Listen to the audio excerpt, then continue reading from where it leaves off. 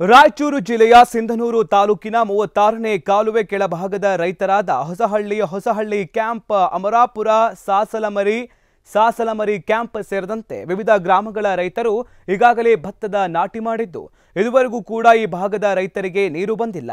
ಈ ಬಗ್ಗೆ ದೂರು ನೀಡಲು ಸಿಂಧನೂರು ನೀರಾವರಿ ಇಲಾಖೆ ಅಧಿಕಾರಿಗಳು ಕೈಗೆ ಸಿಗ್ತಾ ಇಲ್ಲ. ಹಾಗಾಗಿ ಅಸಮಾಧಾನಗೊಂಡ ರೈತರು ಇಂದು ಸಿಂಧನೂರು ನೀರಾವರಿ ಇಲಾಖೆ ಮುಂದೆ ಪ್ರತಿಭಟನೆ ಮಾಡಿದರು.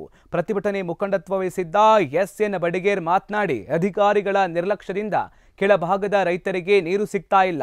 ಇನ್ನಾದರೂ ಅಧಿಕಾರಿಗಳು ಕ್ರಮ ಕೈಗೊಂಡು ಕೆಳಭಾಗದ ರೈತರಿಗೆ ನೀರು ಮುಟ್ಟಿಸಬೇಕು.